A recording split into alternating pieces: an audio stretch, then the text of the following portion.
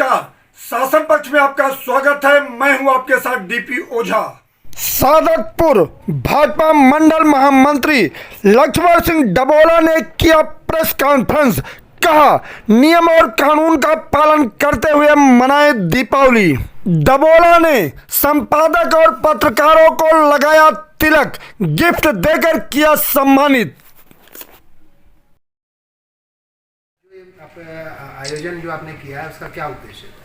भारतवर्ष दीपावली की शुभकामनाएं बांट रहा है, तो हम कई परिवार के साथियों में कई कॉलोनियों में गए हैं। उसके उपरांत हमने देखा कि हमारे जो खास तौर से जो हमारे करावल नगर के अंदर हमारे परिवार के लोग, मीडिया के लोग, जो भी परिवार के लोग हैं, तो मुझे लगा कि एक अपने परिवार के लोगों के साथ बैठना चाहिए। इसलिए मैंने सभी को आमंत्रित किया चाय पर, और आप सभी को दीपावली की हार्दिक शुभकामनाएं। आपके साथ पूरे क्षेत्रवासियों को भी दीपावली की बहुत बहुत शुभकामनाएं।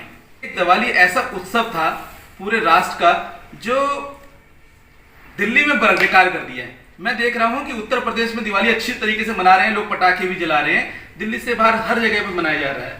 मगर मैं समझ नहीं पा रहा हूं कि ये सरकार ने क्या डिसीजन लिया है। प्रदूषण को मैं समझता हूं कि नियंत्रण करना चाहिए, और मेरा भी अधिकार है। हम सभी को, लोगों को कुछ ना कुछ प्रयास करने चाहिए। मैं अरविंद केजरीवाल से एक प्रश्न करना चाहता हूं आप लोगों के माध्यम से। सिर्फ पटाखों में बैन लगाने से क्या प्रदूषण कम हो जाएगा? क्या उनके पास कोई ऐसी योजना है कि पटाखों को बंद कर देंगे तो हम पॉल्यूशन पे पूरा नियंत्रण कर लेंगे? मैं नहीं समझता ये संभव है। पर पॉल्यूशन की जो मूल जड़ है, हम वहां तक तो प्रयास कर ही नहीं रहे। इनके आम आदमी पार्टी के कार्यकर्ता आंदोलनों के ऊपर आकर के जब सरकार बना रहे थे, क्या इन्होंने कोई आंदोलन ऐसा खड़ा किया कि हम पौधे लगाएं, पेड़ लगाएं, पॉल्यूशन को रोकने का प्रयास करें? ये डीटीसी की बसें जो खरीद रहे थे, इस पे इन्होंने इतना बड़ा घोटाला कर दिया।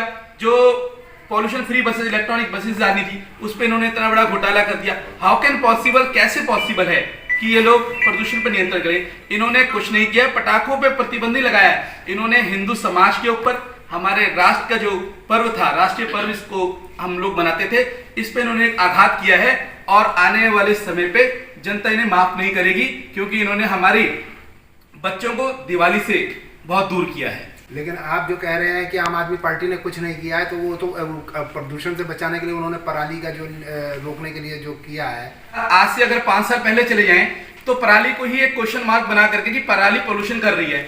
जब उन्होंने ये बंदी कर दिया कि पराली नहीं जलेगी, पोल्यूशन होना ही नहीं, तो पटाखे पे प्रतिबंध क्यों हमारे समाज की भावनाओं को परेशान किया जा रहा है? इनका मोटिव क्या है? और दूसरे समाज के त्योहारों पर इनके पास कुछ नहीं होता है।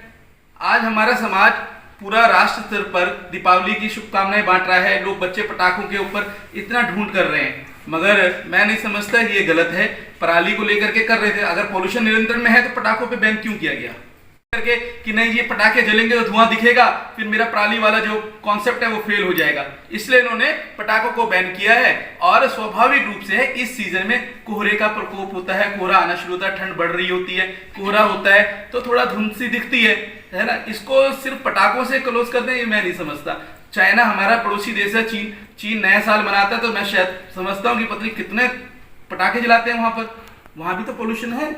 मगर अपने समाज के, अपने क्षेत्र के जो हमने व्यवस्था करके हमारे पूर्वजों ने हमें दी है ना, हम तो नहीं जला रहे थे। हमने, आपने तो, केजरीवाल ने तो आविष्कार किया पटाखों का।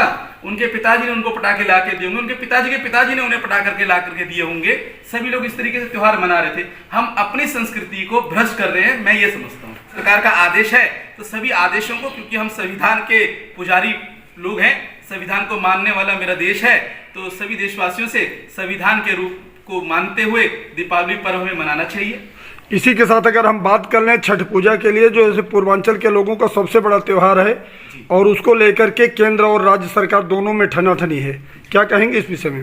जी, ठनाठनी थी, वो खत्म हो गई है। हमारे आदरणीय मनोज तिवारी जी ने, हमारे क्षेत्रीय विधायकों ने बड़ा मजबूती के साथ प्रयास किया, और इसके ऊपर उन्होंने प्रदर्शन भी किया। आपने देखा होगा, हॉस्पिटल तक हमारे तिवारी जी पहुंचे।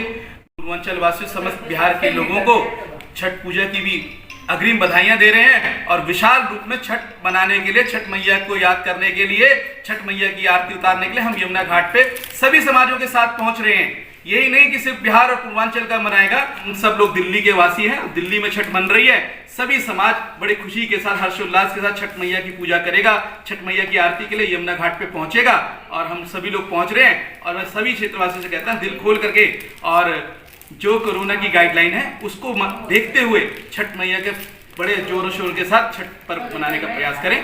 महंगाई इतनी ज्यादा है कि लोग दिवाली मनाने के लिए मजबूर तो हैं, मना तो रहे हैं, लेकिन वो जब जेब की तरह देखते हैं तो बिल्कुल खाली नजर आती है। 2 सालों से कोरोना पीड़ित रहा है, ये किसी से छुपा नहीं है। तो स्वाभाविक है जब हमारी जेब हल्की हुई तो सरकारों की जेबें भी हल्की हुई होंगी, तभी हमारी जेबें हल्की हुई, क्योंकि ये तो चक्कर है जो एक टायर के तरह घूमता रहता है। सरकार में भी तो हम ही लोग जाकर के बैठे हैं, आप लोग ही तो सरकार को चला रहे हैं। तो ऐसा मैं समझता हूँ कि कहीं पे कुछ कमियां रही होंगी, मगर मुझे तत्कालीन जो भारत की सरकार है, आदरणीय नरेंद्र मोदी जी सरकार जो भारत में है, मुझे पूर्ण विश्वास है कि इस महंगाई जैसी दुविधा से जन जन को उबारेंगे। और मैं समझता हूँ, मुझे